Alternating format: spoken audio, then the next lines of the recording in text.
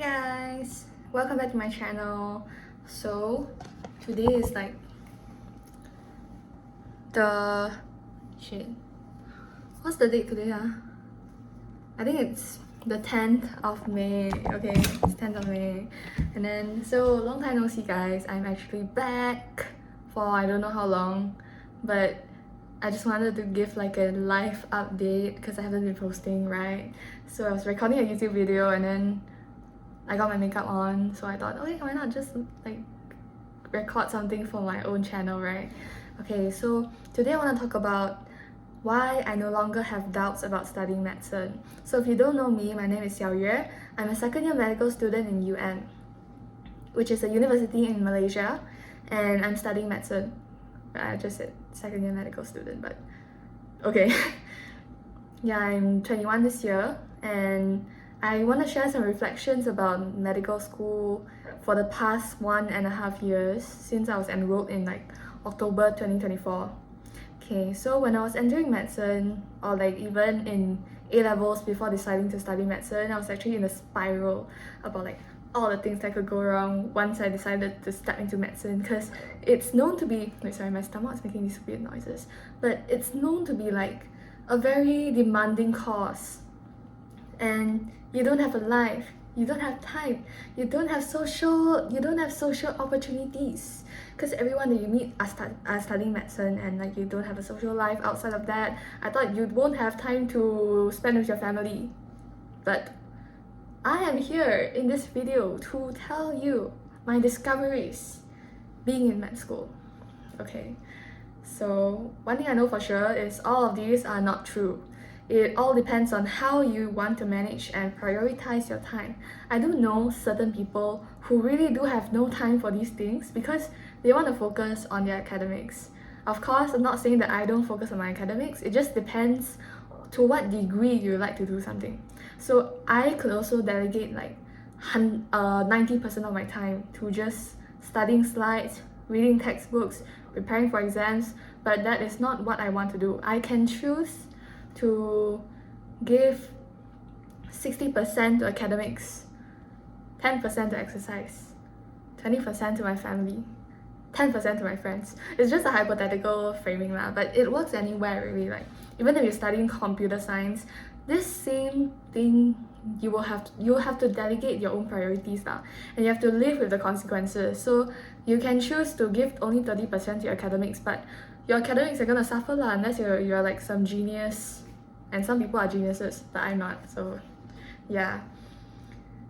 So yeah, the number one doubt I had was that you don't have a life, but I found out that's not true lah.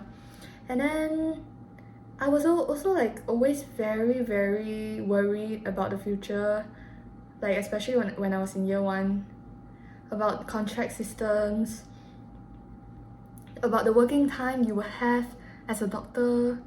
I remember in year 1, right, like they had this lecturer. Okay, in year 1 when I just started med school, like 1 week in, it was only orientation, and people were like the doctors were giving lectures on like a day in the life of a doctor and stuff. And then every time after those lectures, I would go back to my dorm, and then when I was showering, I would just cry, because I was so afraid of the future. And yeah, I mean, I'm no longer living in my dorm. I can cry in my house, but I no longer cry lah, that's the thing. Because really there's so many options. I had a crash out about this also, because I was thinking like, okay, what should I do if this doesn't work out? So I was preparing last year lah, and then I went and read about all those like investment banking, how to invest in your 20s, the S&P 500, how to get started, and all these things, how to start a business. Yeah, I even thought about starting my own business, but yeah, I actually spent some time on it, but then I decided not to because I had no business ideas, and also I felt that I was not interested in that lah. I'm more interested in medicine. So as much as I tried to like divert myself into other industries and find reasons to leave, I actually couldn't leave, because not because I'm afraid or anything, because I don't have any other interests. So I thought like, okay lah, medicine is where I belong. But I only really felt like I belonged this year in 2026. That was when I truly felt I belonged. Because like when you study all these different types of diseases, it really makes me feel like the more you know, okay, I'm not gonna say the cliche stuff like the more you know, the less you feel like you know, but the more you know, the more fulfilling it is, you know? Because whenever my family members have like certain queries, medical queries, and then they ask me, then I'll feel like, okay, I know something about this. I can offer some advice. Of course, not like medical advice, but I'll just ask them to go look for a doctor or something, but I can explain things to them. And I feel like this is such a wonderful thing because a person's health actually influences so many things. Like, I feel like medicine is the profession that is the purest, you know. Okay, not to bash other professions out there, but I know that before this I wanted to do law, right? I feel like in the world of law, you have to consider so many different things. And you can't act in your purest will, you know. At least that's what I feel lah. But for medicine, it really is from one purity that you want to help them. And you use your knowledge to help them. I like that there's a critical thinking aspect to it. It's like problem solving.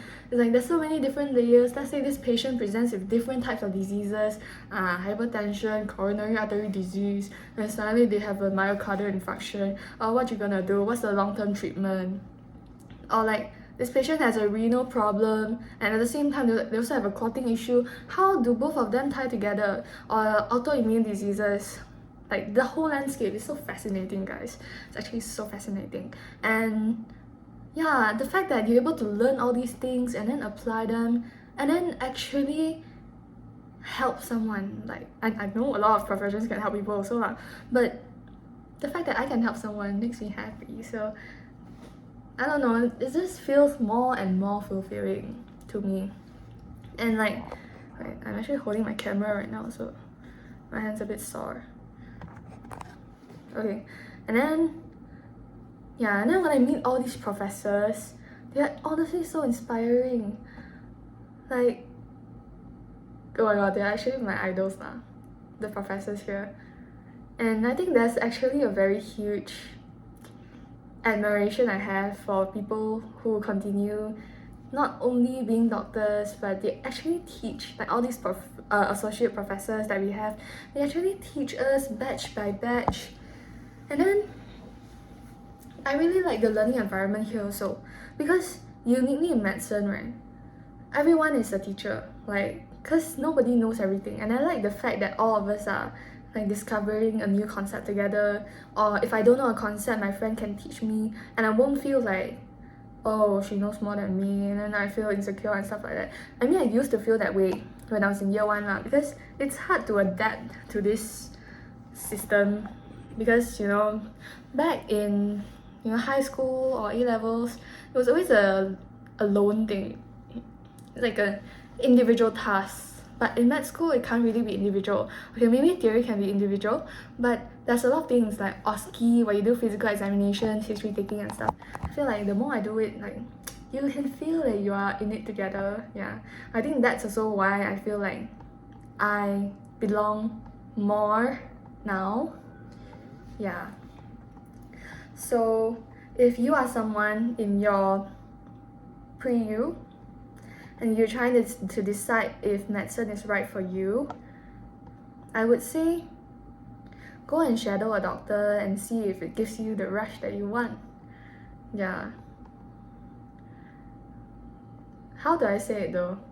I feel like medicine is kind of like a toxic boyfriend. Yeah, medicine is like a toxic boyfriend. It's like, if you go shadowing and then you realize that shit, like this is actually very interesting, but it's gonna take up my time in the future. Okay, I don't deny that it's gonna take up your time. It is gonna take up your time. You just need to be okay with it and like accept it, you know? Yeah, same goes for a toxic relationship. If you see that's toxic and then you still go for it, then yeah, maybe this is not the best analogies, yeah. Yeah, okay, but there are pros and cons lah, of course.